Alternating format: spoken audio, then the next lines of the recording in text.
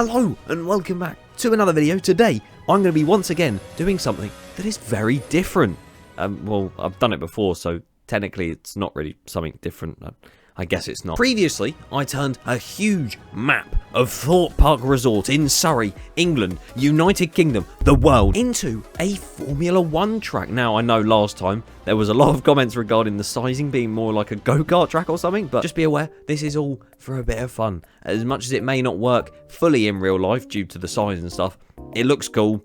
And the idea works, so allow me to continue. Basically, as you can tell by my channel, I enjoy theme parks to a moderate degree, and on my own side, I also love Formula 1, so why not combine the two, and this time create an F1 track around the UK's best theme park, the Alton Towers Resort. Now, the streets of Alton Towers may be narrow, but don't worry, there are many tracks on the F1 calendar that follow similar builds, such as Miami, sort of, Monaco, and if we're talking massive inclines and declines, because Towers is incredibly hilly, then Spa-Francorchamps. So technically, an F1 track at Alton Towers could work.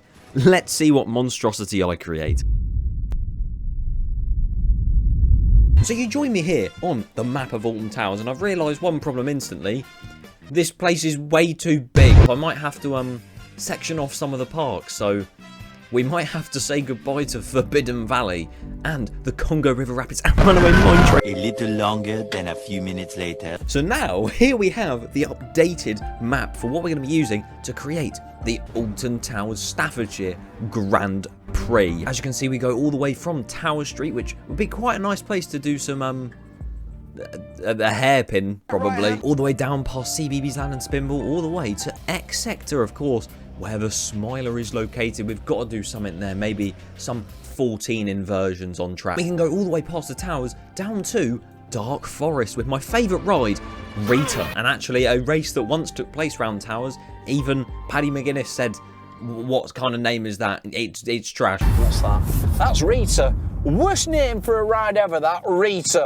And then we have a bit of the gardens we can use, along with Mutiny Bay and where Wickerman is. So I still think we've got the majority of Alton Towers. It's just, if we branched out to there, it would become a 24-hour lap. So as with any track, we've got to start with a start-finish straight. And of course, if you don't know what that is, it's where you start and where you finish. So I think we're going to put the start-finish straight down by Spinball Wizard. We can call it the Wizard Straight.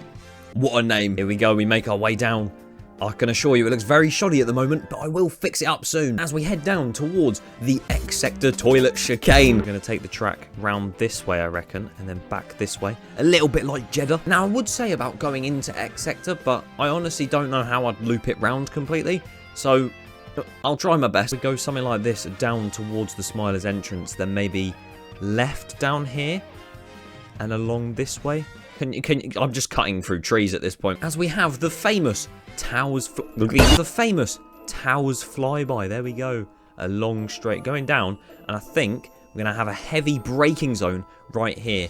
That is a long name for a ride. It's a shame it's just broken now. And we're going to do a nice 90-degree turn all the way towards Dark Forest. Here we go. What do I do here? I think if we bring it down towards Woodcutter's Bar and Grill and then quickly have a little chicane here where it goes back down here towards Burger Kitchen and the Sky Ride. And then we head down to the beautiful ride that is the Red Launch roller coaster. And we do this weird plaza circumference thing. We'll do a sharp left towards Roller Disco, the Retro Squad. Can we get a quick opinion on the Retro Squad?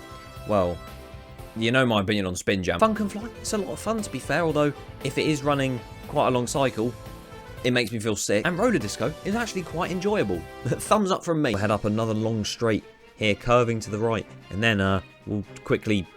I think my track designing skills have got worse. My thoughts are right now to make this one here that I'm about to start a literal massive DRS back straight, and then potentially loop it round near Wickerman somehow, go onto the lawns a little bit and do a nice bit here, hairpin up by Tower Street, and have the finish line.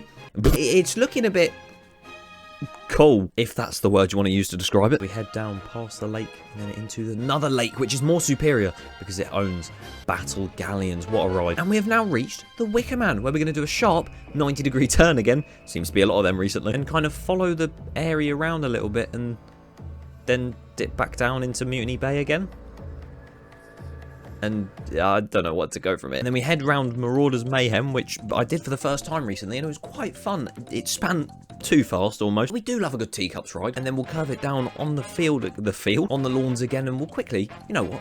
We'll add a chicane in there, because why not? Because basically with this track, like the Thought one, I want it to be a lot of straights, so there's some overtaking taking place there, but also some technical bits as well, where you could go up the inside of someone, or you could get stuck behind Pierre Gasly for ages. And then, as said, we'll bring it up to Tower Street and do the frog hairpin. It's got to be done. And we finish it off with this long straight here, as I said.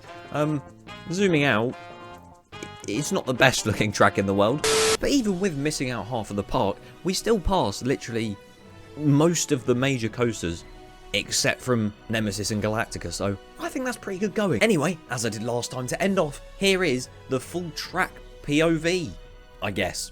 Hope you enjoy.